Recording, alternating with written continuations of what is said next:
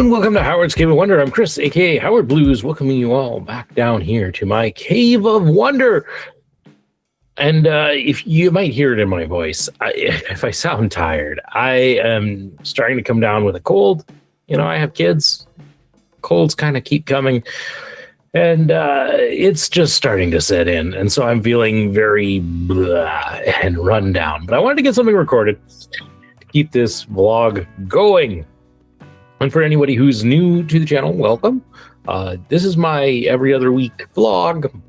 I work on a project and just chat about the gaming hobby, what I've been up to, other projects. Just, you know, the goal is to be something that you can listen to as you're doing your own hobby project, you know, background noise. And for tonight's project, I struggled a little trying to figure out what I want to do because, as I said, cold. It's just hard to be motivated when one doesn't feel well. But I settled on this guy. This is a figure from Reaper Miniatures, from one of their past 12 Days of Christmas promotion. It is a Gingerbread Knight. And I got a great start on him. I've achieved this gingerbread-esque look, mostly by using a sponge and sponge painting on, and just kind of working up from a dark brown up kind of through several shades of brown to a nice texture. I will say, though, there are spots on here that could be better. The camera might not show it real well, but because of the sponge painting, I didn't get like this side of the arm. So, and there's a few spots on his leg in here, like right here. I didn't get any. So I kind of missed some areas of it, and it just doesn't work. I know I was trying to get some like shading effects in with it.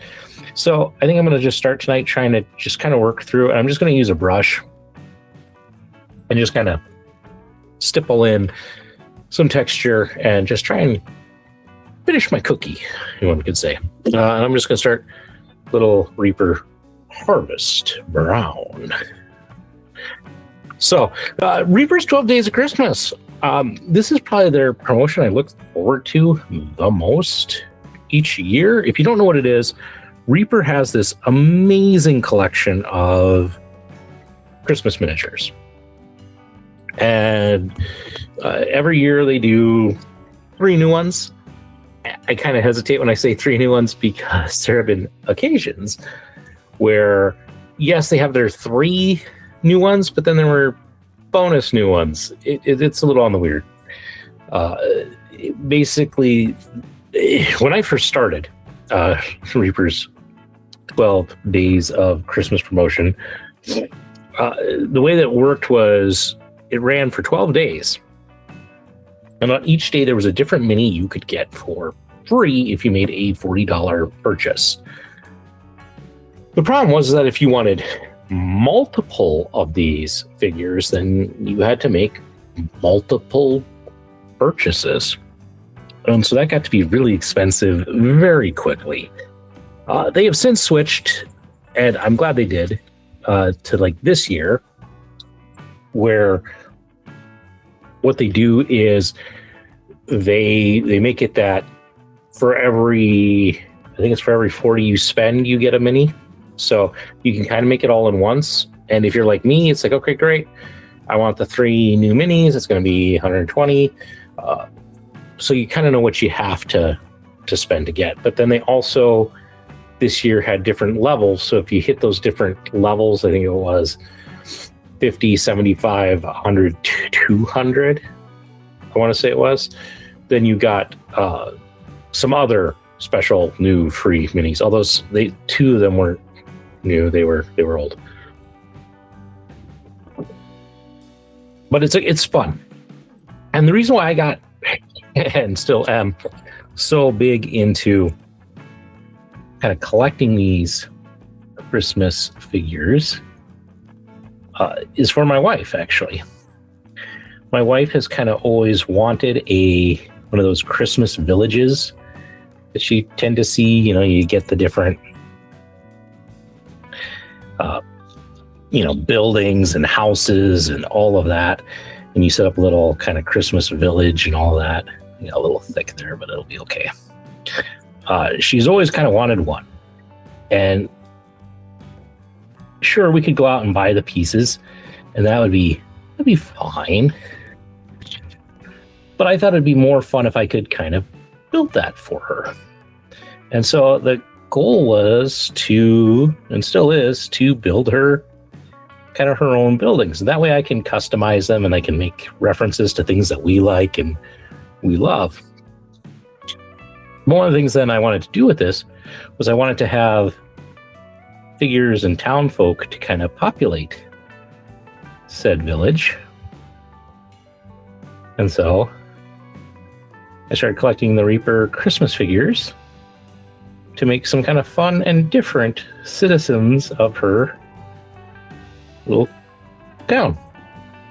So I've been collecting these now for a number of years, and I'd like to say I've stayed all kind of caught up with it, and we pretty much are just doing painting the new ones, but that's not the case. I am woefully behind on these. And part of it is, and it's part of where I stalled out a little bit maybe with this guy, is a lot of these Christmas figures require you to paint candy canes. And this one isn't so bad. If you can see, it has the grooves around the different strands so that you could, in theory, paint within those grooves and get it all right. That's great. Even on the shoulder pads, they have them. The reason why I'm is at the same time, they do a lot of them where it's maybe because it's so small, you see the candy cane and you have to freehand the lines, and that's always intimidating. A good example of this, although this one actually has it. I was going to say the red gobbo on a squig here has a candy cane right in there, but you can see that there's some ridges there. But I've seen some, and unfortunately I don't have a better example that's sitting here at my painting desk. I'll throw up a picture of a past one, but you have to freehand it in, and it's always just enough of a challenge to make me kind of go, oh, I don't want to do that. Here with this one, the candy cane is big. It should be a piece of cake. I just don't want to try and do all the shading, because when it becomes bigger, you kind of get less of an excuse not to do the detail work of shading it. So I'm pulling out a little sky smog here. Just kind of a lighter. And I actually thought it was, I actually have a ginger cookie color, but I don't have it quite handy on my desk right this minute, I don't think. Oh, there it is. Ginger cookie. Ginger cookie is even lighter than sky smog, so I kind of want to hit a little bit of the sky smog just to, and then I'll kind of hit a few spots with ginger cookie. Ginger cookie, for being ginger cookie, it's really light, which doesn't quite read ginger cookie to me, but that's okay. So I'm just kind of coming in and just trying to be a little light on this. I don't want to get too crazy, and in fact, I don't know what I want to do more than. I actually think that's too much, too light. I think that's closer to this color that I use kind of as a little highlight color in a couple of places, but I think it's a bit too much. So where I have those now 3 drops on there that are gonna last. I just to fix. While it's still kind of wet, I'm going to take a different brush, just add water, and just kind of stroke it before it has time to really kind of settle. And voila, we've kind of got that done. So I guess I will just kind of stick to my. I saw an area that I kind of just missed, adding some of that texture too. So I think it'll look all right. These kind of places that I missed, they're not necessarily perfect places, and they're not necessarily the places that are going to 100% stand out. So it's, to me, okay that it's, again, not perfect. And rarely do you see a ginger cookie that is perfect and the same and all of that. So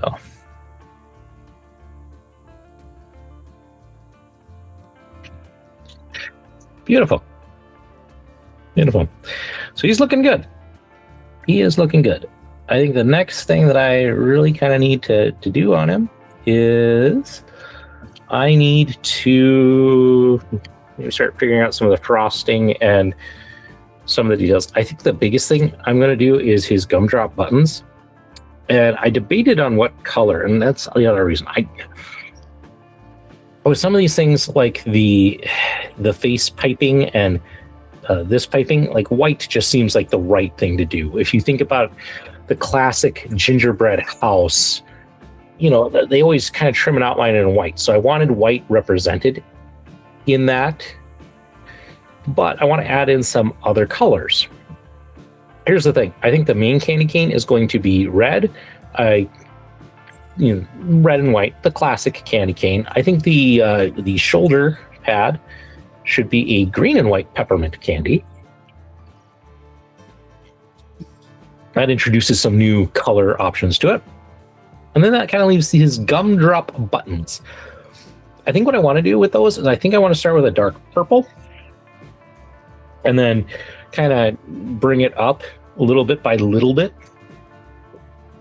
to try and add some kind of color to it. And then I think I want to actually take like a white and just lightly stipple that on, because again, if you think of a gumdrop, it's always got that like crystallized sugar on it. So I think that's where I'm going to start going. But before I get into that, I mentioned Reaper's 12 Days of Christmas. And I have my box of goodies from Reaper Miniatures for this year's 12 Days of Christmas. Since we've been talking about it, let's show the haul. And I just got to say, if you've never gotten a package from Reaper, they are like the amazing packing guys. I mean, look at how nice that's packed. And yes, you might be looking at this and like, oh my gosh, that's a lot. Yeah, it had to be to kind of get all the things I wanted to get. So what did I get? What's in here? Let's start with the non-Christmassy things and show those about it. So, especially when trying to get a bunch of funds in there to qualify for that stuff, I went with a lot of metal miniatures. So this is from their Warlord line. This is Berg the Bloody. So he's just a cool looking barbarian. So he's fun. Christmas. I picked up for my son, because he said he wanted one of these. This is from their Bones Black, and it'll look weird because, as you can already tell, it's upside down. But that's just how the mini is sitting here. This is their Drift Lurker, so kind of a fun little beholder guy. So I think this is going to end up in my son's stocking. Is that? They also had, as part of kind of their Black Friday, they had the single release of the Bones Black Werebear. Open this camera. It's a little bit easier to get the focus in. This model is awesome. It was part of the core set in Bones 6, so I do have one of these. But it's the kind of model I could see my son wanting to paint. So that might end up eventually being a junior model. I have a couple of cowboy games that I've been meaning to get some stuff together for. So first got a cowboy figure. This is Jeb Larson, the Western Outlaw, or Jeb Larson, the guy who just does not really want you to see his face. So he's kind of hiding in there, so you can't really get a good look at him. So we have that. we ended up with a Honolulu Investigator. One of the other games that is in my collections is 7TV, which is kind of it's like a pulp TV skirmish game, and so I wanted some figures to help fill the ranks there. So that's where you're going to see some of these. It's also where we get this one. This is Jack Dodge, Harrison Hero. He is basically your Indiana Jones. You can see the bullwhip. You can see that it comes with a series of heads, so you can choose which head you'd like to go with, and some different arm options. So again, for 7TV. That's also why I got Colonel Edward Titchener to help, again, add to the cast and crew of that. Christmas. We got Boris Bodaryev. So just another kind of like the bad guy. That was the feeling I was in. We got a Max Decker Private Eye. You see I had 7TV and kind of pulp on there. We got a John Bishop Space Marshal. So he's on there. This one is Harvey the Psycho Killer. Again, comes with some different head and weapon options. That way you can do Jason, you could do Leatherface from Texas Chainsaw Massacre. So good. Another cowboy, Rio Wilson. So there's them. Oh, almost done. I told you it was quite the haul. We have a Sacha Dubois, a time chaser. So again, fits that. A Veronica Blaze. I promise you it's not Tomb Raider. It really isn't. It's a little bit more sci-fi from Tomb Raider. I showed a miniature I got for my son for kind of his stocking. I got one for my daughter as well. This is Sionia, the iconic chibi sorceress. So that should be a fun one for her. All right, the Christmas haul. So let's start with the kind of the easy, and we'll work our way through some of the others. We got a Gregor, the Winter Wizard. So he was just the December free promo of the month. So got one of him. He will go well in the Christmas Village. We ended up with a Mouseling Christmas Caroler, which is not going to really want to focus real well. Let's see if we can pull him up there. He's a really cute figure. My wife also really loves the Mouselings, so he'll go well. Oh, I'm sorry if that got blurry. I'll try and find a photo of him. And then from the 12 Days of Christmas, we got their Christmas tortoise. There he is.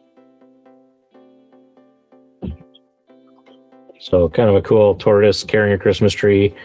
I told you it has candy canes. You can kind of see that it has a candy cane that no markings. So we got him. We got, we're not even gonna. Okay, I'm gonna have to get you a picture because we got the back side of this one. Pug Krampus, or Krampus, I should say. I don't know why it's Krampus. I think I just got frustrated. It's a really cute version of Krampus. It's a pug, but as I said, he's facing the wrong way, so you can kind of see him there. He's really cute. So you got that. And then when the other part of the 12 days was Santa Shroomy. It'll be a fun, quick, easy paint. So you got those. And then, as I said, if you hit certain levels, you got things. This one's all in pieces, but this is a Merry Christmas Rocky. Rocky is one of their kind of chibi-esque dragons. So it's a Christmas version. Really fun. And then for the next level up, you could get Hot Rod Santa. So That's kind of cool with a hot rod sleigh and the toys and all that. That'll be a fun one. And then the last one, which I thought was just absolutely great. And again, you're not going to be able to see it well because I got the bottom facing me, but they did a dire figgy pudding. So yeah, it's on a translucent. If I kind of go like that, you can kind of see it in there. Again, I'll try and find you some photos to show these off. But that is the Reaper haul. So a lot of fun. And as I said, I got some things for the kids, got some things for me. That's the way I tend to do it. So yeah, some stuff. Some Reaper minis for me and the kids, because this Christmas I'm gonna be home a lot watching the kids, and so I plan to do some painting with them. It's on my list of things to do while I'm playing with them. So I need some figures. So I'm quickly throwing these in the box with nowhere near the grace and skill and amazing packing skills of the Reaper crew. I probably could if I wanted to, but I got a show to do here, and so we're being very, very quick. I have to box those up because knowing my kids, and I love my kids, but especially Junior, if he sees those, he'll start claiming miniatures for himself. It's fun. It's absolutely one of my favorite things nowadays is that he'll come through and look through my mini collection and he'll be like, and I want this one, and I want to paint this one, and I want to paint this one. So fun times. I am looking on my desk because I should have somewhere a color called Spectral White, because I think I used it recently. Question though is, where'd I put it? I'm not gonna lie, my painting desk is still an atrocious mess at the moment. One day I'll get it. There it is. Good old Spectral White. When I first kind of did this miniature and worked on this miniature, for some reason I went pure white, which is weird, because that leaves no room for shading. So I'm gonna hop in with this Spectral White, which is one of my favorite whites, and I will probably use it elsewhere on this miniature. I like it because it has a very slight purple tint to it, and so it gets used a lot by me. I use it for eyes, is kind of my number one thing. I like the look it does for a nice eyeball. So, and use it. And with this, what I'm going to do is I'm just going to kind of go over everywhere that I kind of hit with that frosting and such, and just work on getting it nice and smooth.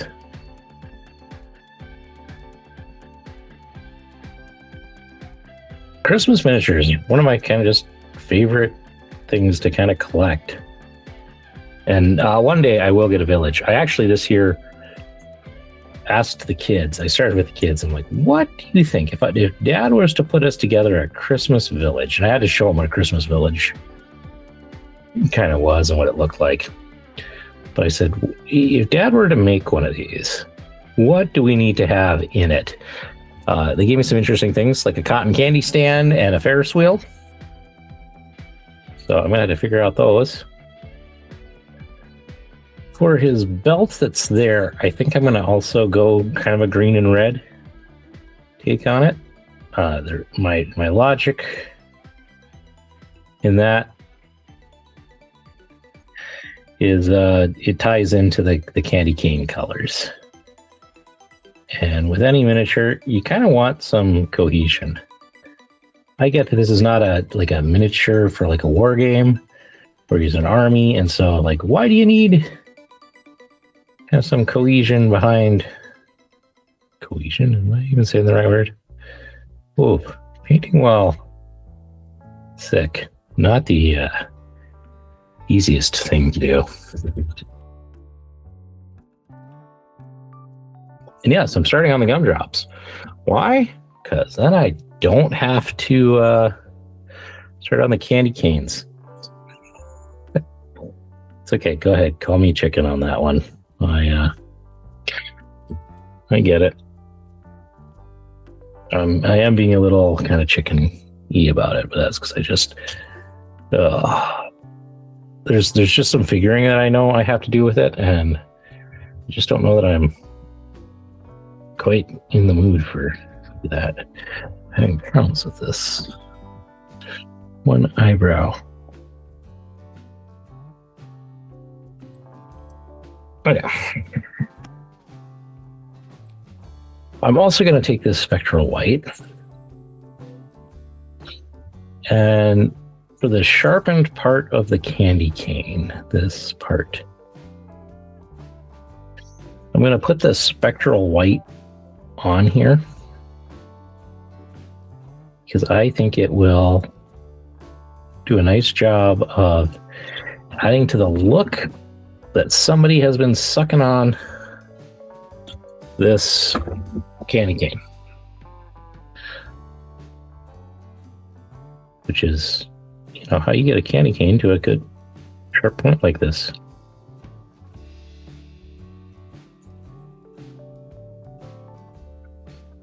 So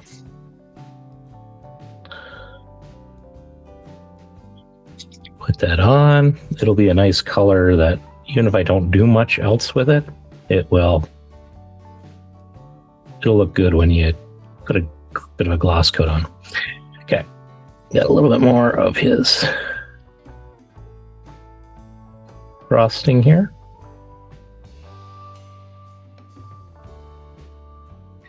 So this is not the only Christmas figure I've been painting.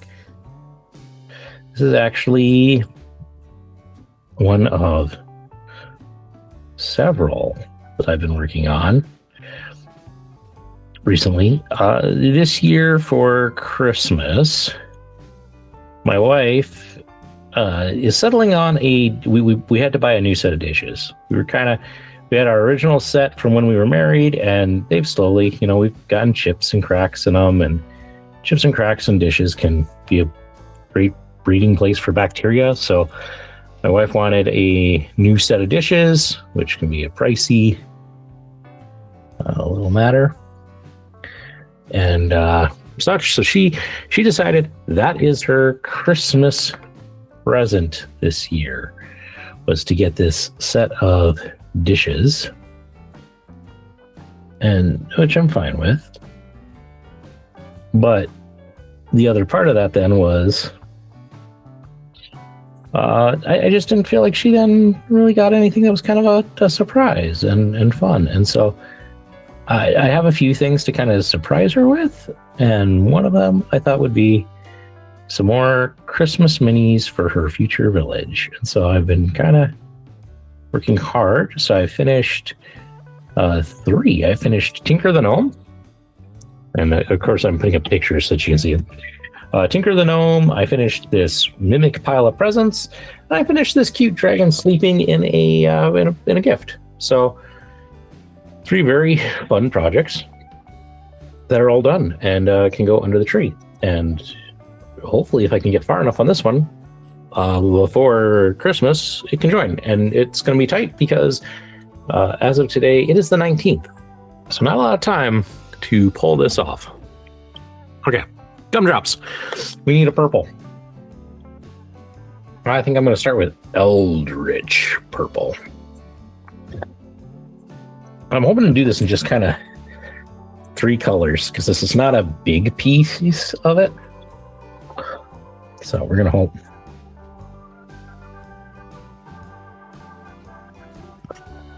Eldritch Purple's kind of a fun purple. It's not too dark. So Christmas minis have been kind of the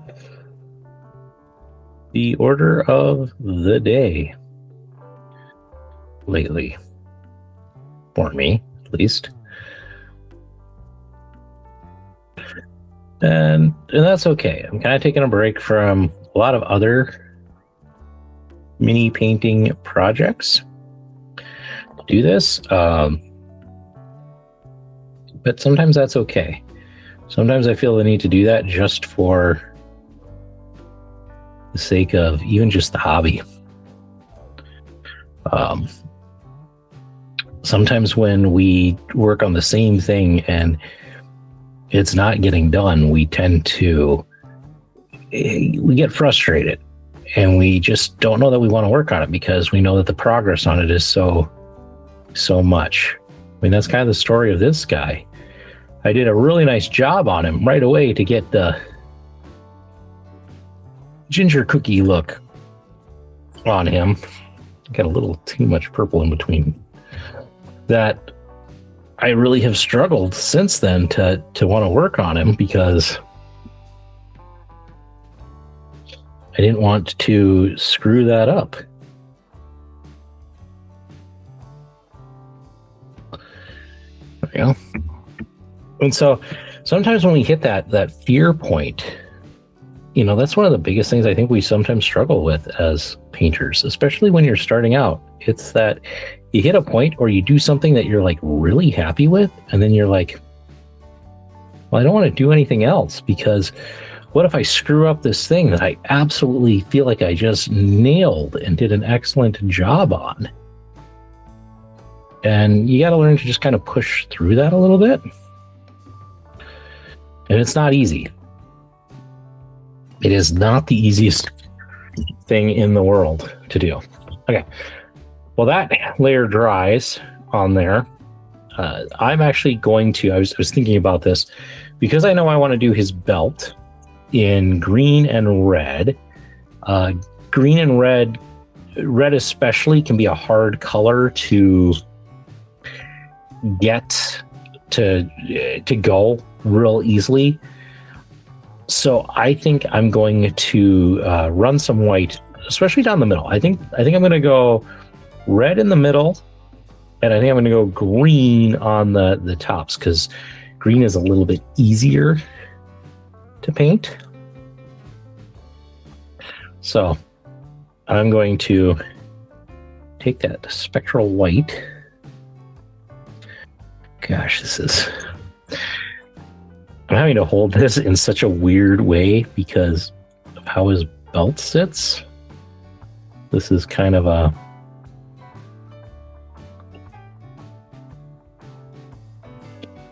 tough one to get the angle. And it's okay, my paint is a little bit extra runny here, but because I'm kind of working in a trench, there's a little groove for this.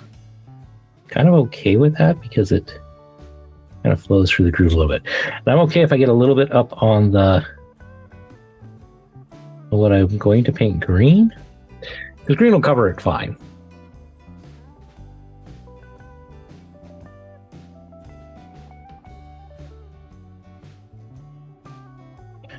My main kind of goal for tonight when I sat down and decided on this was I'd like to get the gumdrop buttons done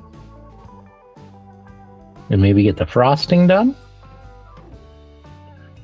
and maybe the belt started, but I'm not so much worried about getting to the belt because the red and green that I plan to use on the belt, I'm going to use also on the candy cane pieces. So I want to just keep my options open, if you know what I mean. And also I don't want to start like right now as I look at my clock on my on my Osmo camera. I know that I'm at about the 40-minute mark, and so I try and keep these videos around an hour, so I don't have all the time in the world to work on finishing it that way. So anyway, we're gonna bring in some Sugathi purple. I think it's one of their Pathfinder paints, and it's a lovely purple. But it's one of those that I'm like, oh man, why do I say that? And we're gonna just add some drops to that purple. basically just trying to brighten it up a little bit. So I will admit, when I first started painting, layers was not something that I really did. I think that when you start, this is just my take, so feel free to disagree with me. I think when you start, you tend to fall into the easy paint techniques and strategies for completing a miniature. And the easy ones are, and nobody should take this the wrong way, but it's kind of a base coat wash highlight take on painting these models. You apply your base coat, you know, put a wash over the entire model, and you kind of come back and highlight things back up, and you call it good. It's not perfect, it's not great, but you know what? You can get some decent results with it. But I think if you, and some people, that's all the further they ever get. And there's nothing wrong with that. If you are developing models that you like, you can get it. But that was kind of like the base when I started. Now I think the base painting technique tends to be a little bit more geared towards slap chop. I think that's where most people are now kind of starting their painting journey a little bit more. With that whole, speed paint, dry brushing. And I don't fault people for that. I don't like the look of speed paints. I don't like the look of slap chop, I should say. Slap chop comes off with just a look, and there are ways to do it and make it look good. But I have yet to really been like, wow, when I've seen a slap chop style. Speed paints, where I have found, where at first I thought I was going to hate these things because it takes away the fun. Where I have found and have come to love them is on the things that I have found to become tedious to paint, that I don't want to paint, and that kind of slow me down from painting. For example, wood. Wood is a good one, especially if it's not a main feature. Let me pull up a different model here quick. This guy, you've seen me show him off several times, this lovely orc shaman guy. His staff is done with speed paint. I'll admit it.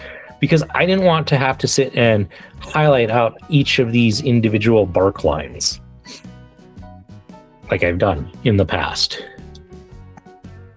And so I have found that there are some things like that I just, unless I really want to focus in on it, I'm okay with just using a speed paint to kind of do that. But I don't want to necessarily do that on the entire model. I like to use it sparingly and where I feel it is effective. So just my kind of general take on that. I'm going to add in a little amethyst purple. Trying to get it closer to a little lighter. Anyway, so you start that base, whether it's the speed paint method or the base wash highlight. Kind of those very simple 3-step processes. But then I think if you find yourself, like me, wanting to get better, like at first you're just like happy that you're completing models, especially if people start complimenting you on your models. And I mean, genuinely compliment. You're kind of like tempted to be like, yeah, okay, I got it. I got my style down. I got my thing down.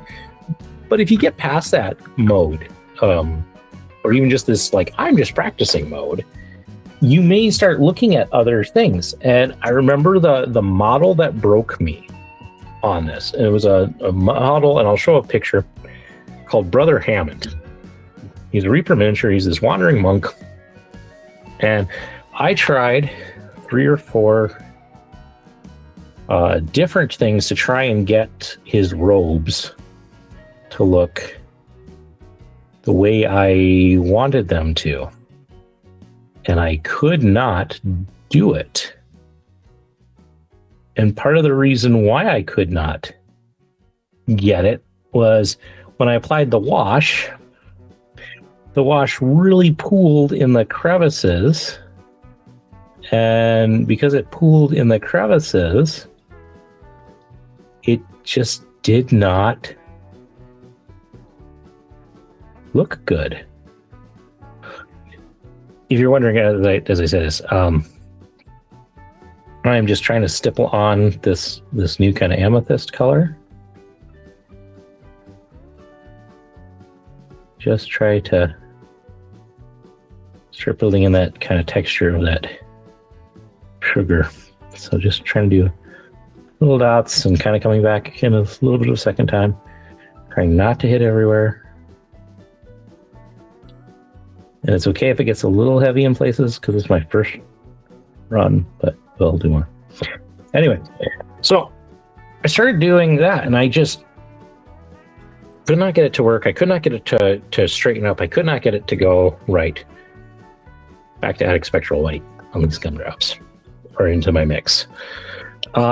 Could not get it. And what I ended up doing was I ended up layering to make it work. I ended up kind of going, okay, well, here's my darker color, and I'm going to add a little bit brighter color, and I'm going to add a little bit brighter color, and I'm going to do, shrink the area that I'm doing each time. And as I did that, I eventually got this really beautiful, smooth transition that I am super happy with. I still say he's one of the best models I have done. I mean, he's no golden demon winner, but listen, at my level and where I'm at I still think that my gradients on the back of him, on his robe, are some of the best I've done. So, always trying to be better, but that's one. And since that model, since Brother Hammond, I have really struggled with reduplicating or going back to that old basic style. I now almost hate applying washes because I don't think it does what I originally kind of wanted it to do. I originally kind of wanted the wash to, add in details and make my model look good. And now I feel like every time I do a wash, or a lot of times when I do a wash, that it looks more muddled.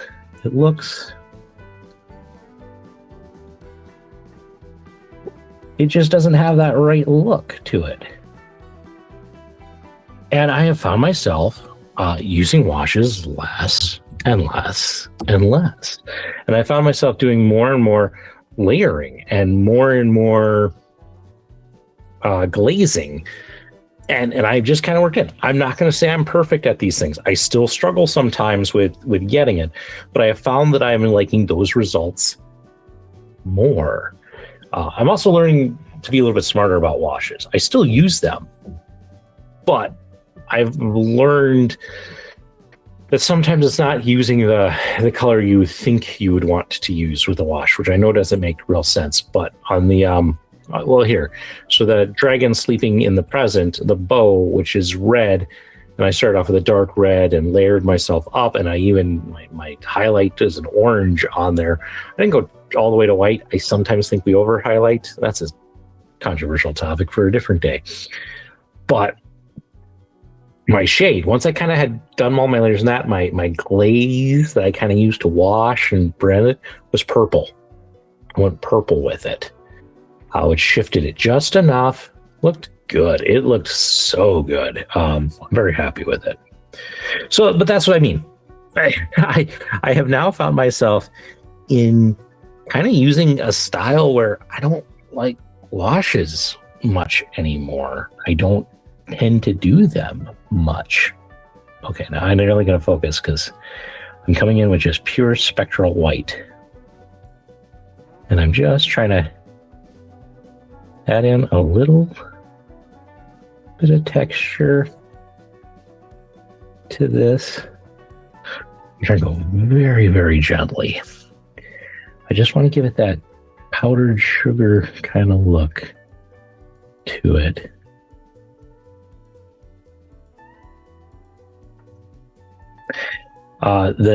So I have found myself doing more of that. The other one that I have been doing more, and I'm kind of doing it right now, is trying to work on and master painting in ways to create texture in things, and not just have everything be a continuation of the flat look.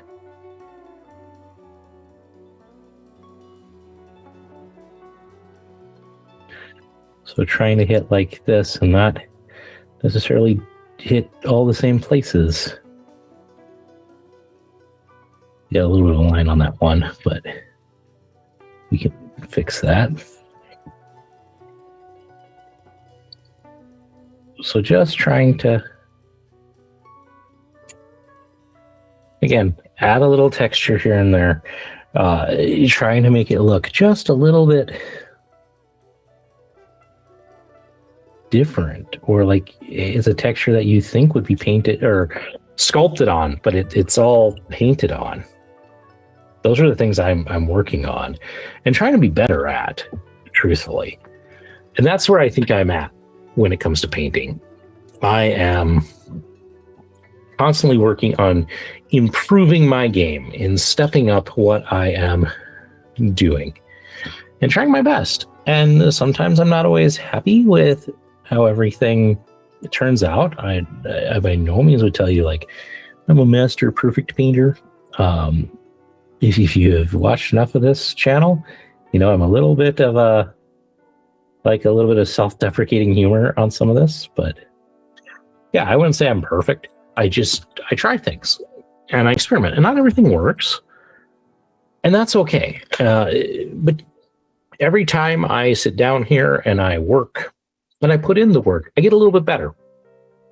I'm never going to be great. I don't have the dexterity and agility in my fingers to be phenomenal. But I can be pretty damn good. So, we're at 53 minutes, at least according to my recording. And it's probably shorter by the time I edit this down a little bit. But the next step would be to add in the green and the red. And gosh, do I want to do that? Do I want to do that? Or do I want to try and call it a day? Okay, we're gonna at least do the green, or at least get it started. I got some Christmas wreath. Reaper did a Christmas color set several years ago, and I picked up some of those colors, such as Christmas wreath.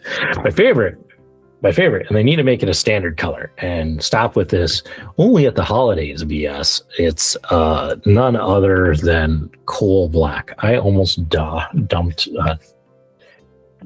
metallic metal silver highlight in my green. Coal black is amazing. It's this bluish black color. Oh, it's chef's kiss. It's wonderful. I think it's one of the best colors that Reaper has. But they need to make that thing standard. It's too good for the occasionally during winter we'll put it out. That's one. They have a couple of those where it's just like, why Reaper? Why? Okay. So here's part of why I've been hesitant on this. The details around the center get a little squishy. And so I have really hesitated wanting to touch this part because, again, it's peppermint and I'm trying to make it look good. It helps, Howard, if you put it on camera. So as I said, this part, if you can see it, is a little squishy. The details are not the strongest. I'm just going to pick a branch here. I'm just going to start.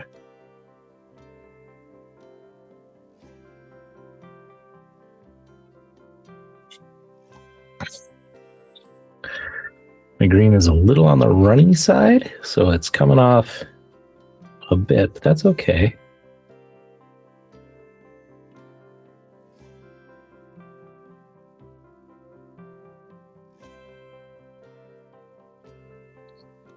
That's okay. If anything, I can use... Whoa, that is a big glob of paint.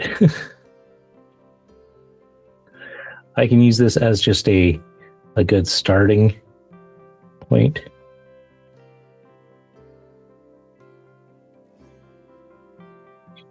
Okay, so then we're gonna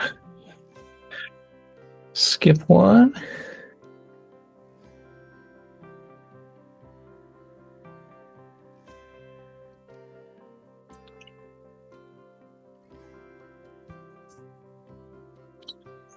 So as I'm recording this, and about the time this comes out, it's going to be right close to New Year's. And, you know, I don't like to set personal resolutions. Not my thing. Just always try and be a better person, but I do always try and set a few, like, hobby ones. I'm hoping, like, I'll set the one that the easy one is always, I will paint more minis this year than I did the year before. Of course, that would also require me to totally keep track of how many minis I paint, and I don't do that. I'm a little bit of a... I don't want like making more hobby work out of my hobby. And sometimes I feel like we get into a place where even our hobbies force us to get new hobbies. Some could say, like, this is a great example. I paint, and now I have a YouTube channel, and I paint for YouTube, and I've had to get into all sorts of things with editing and such with that. The better example, though, of hobbies leading to new hobbies, I've been working on this a little bit of a personal goal, because I always think you should level up skills. I am not a photography person. I've never been great at photography, but I want to be able to show off my miniatures a little bit better when I finish them, because I'm proud of them. And so I've been trying to work on my miniature photo skills in photographing my miniatures. And to do that, I've been taking photos of some of my older paint jobs. But I feel like, you know, if I want to show off my miniatures in a painted format for all the world to see, means I almost got to get better. Almost need to get better at some of my photography skills, which are pretty much non-existent. And it's just like, that probably means I need to learn a bit about photography and, you know, camera settings and all of that. And I just don't want to. It's like, that's like starting a whole new hobby. I know people who are professional photographers, and they're world class. I just have to say, and that's part of it. It's like, these guys know their stuff, and it's just a little intimidating for me as a amateur to try and do this. I even struggle, and I've always struggled with this. Like, I like, you know, the kind of that video format. I like this, like, I like the whole, like, making videos and all that. However, I am not a director guy. In college, I made a couple of independent films, because, you know, everybody makes independent films in college. I'm not gonna say they were good, but I made them. And one of the things I came to learn out of all of that was, for myself personally, there you go, it's not the best stripes, but I'm kind of going off what is slightly sculpted there. So where was I? I kind of learned this about myself. I enjoyed, like, the writing portion of filmmaking. Like, I liked writing a script. That I thought was great. I discovered though that like I like editing, right? Because editing, you're putting it together. You're seeing all the pieces, all the footage, and you're making it all work and to tell a story. I like the editing portion a lot. That's why I kind of do some of this videographic stuff, because I enjoy editing. I'm not necessarily the best at it, but I enjoy the process a great deal. But I learned very quickly I hated the actual being a director part of it. I hated trying to get a performance out of people. I hated, managing all of the, like, what is the shots? What are the camera angles? And, some people don't think about that. But if you're a director, that's not bad. That's not bad. But if you're a director, you care about that. The camera angles and, what lens you're using. And, my God, you probably have a love of actual film or some of that. And I didn't. That was not me. And truthfully, I often say in the movies I did do, the best parts of them, the best shots in them are the ones where I handed over the camera to somebody who was better than me and let them do it. So anyway, all this to say, I find it interesting that you can sometimes get hobbies out of hobbies. Me painting miniatures, I now find myself trying to improve my photography skills so I can take better photos of my miniatures so that I can show them off a little bit more. Because, now that I have like this whole YouTube channel and I actually have an Instagram where all I show is my work, I'd like to be able to like have people like look at it and go, that's a well painted model. English, Howard, English. But have them do that without going, but the photography on this is terrible. Sometimes some good photography can really help. And I don't want to get into that whole, like, I have to do super edits to make this work. But it's one of those, I got to keep practicing and keep playing around with it and figuring out how you do it. So, hey, if you have made it this far and maybe you would paint models, what do you do? How do you go about it? What setup do you have that you use for photographing your miniatures? I'd love to hear. As I said, I'm kind of trying to learn some. Another future goal of mine, since I kind of talked a little bit about resolutions, I'm trying to do some research into the whole streaming setup, because I do think that one thing that it'd be interesting to do, and I just want to try it, is, a lot of times I sit here and I paint and I kind of talk to myself, but I wonder, like, what would it be like to try and stream painting where people could interact? But so one time I kind of looked into it with my good buddy Mark Kidder, who is a much more up on some of this video stuff and streaming and all of that. Like, my current computer probably, like, it barely runs to do the stuff I need to do to make this channel happen. Streaming seems a little bit of a stretch for it right now. So, and just like the sheer weight of like learning like a program that you would need, like OBS, to control all the different scenes and setups so that I could, in theory, switch between cameras as I'm talking instead of like what I do now with this video where I kind of cut back and forth.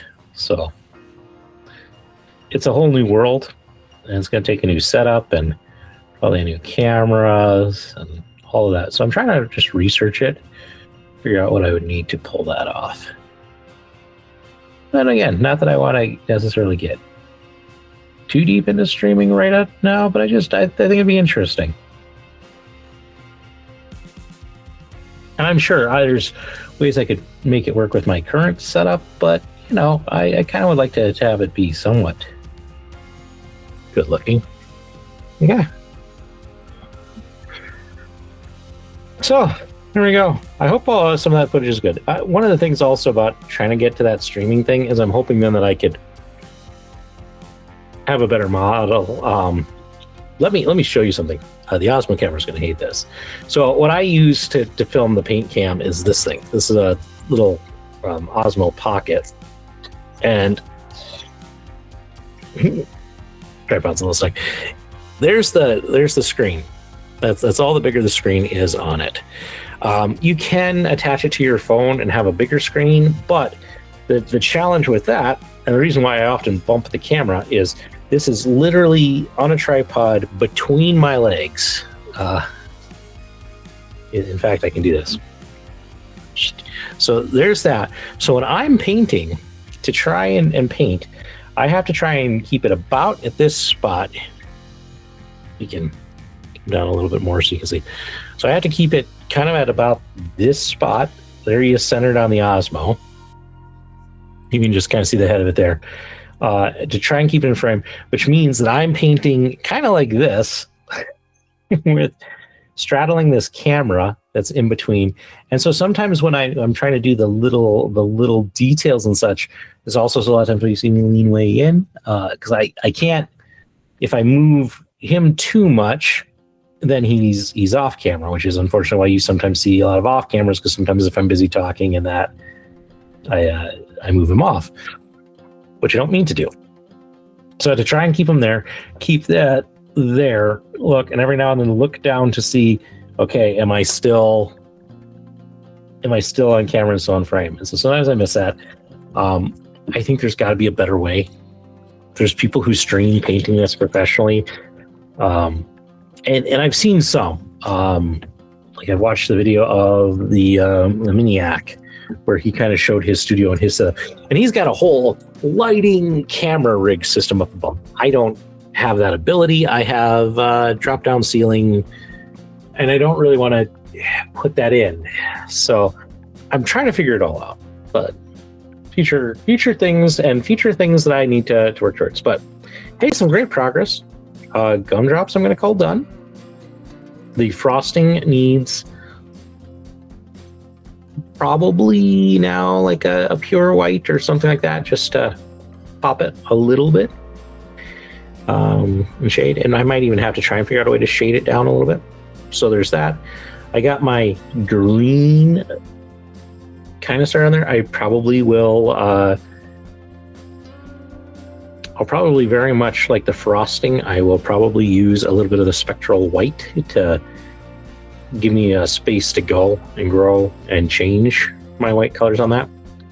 And then I just have the red and then the snow, and we call this guy done. So some great progress tonight, for as terrible as I feel. So yeah, I mean, there's not much more that I had left to talk about. I was going to maybe talk about this big box. I mentioned it, and I haven't pulled it out, but it just arrived. This is Warhammer Quest Dark Waters, so I'll maybe do an unboxing video and talk about that in the near future, because I've been trying to do some more content for this channel. With that, I've kind of rambled on enough here, more than I expected. If you made it this far in the video, thank you. Thank you so much for giving this a try and a chance. And hopefully I was entertaining enough while you were doing your own hobbying that you got in on this and had some fun and got some things done yourself. And, that's all what it's for. Keeping you a little bit of company, giving you, something to talk about as we all work on our hobbies together. And that's the fun part of, I think, this community. I think so many more people are producing and showing their work. It's fantastic. Thank you to all of you who have hit the like and subscribe button. We're closing in on 90 some people subscribed. I say that, and then it's probably only going to be like 82. It's been a while since I've looked. I don't pay too much chance to the metrics, but hey, you know, it's growing, and I appreciate everyone who has done that. You don't have to, but it's fun. It helps the channel get seen by more people, and that's a good thing. Yeah, at least I think so. So thank you for that, and yeah. Hopefully we will catch all of you back down here in the cave again next time. Good night, everybody.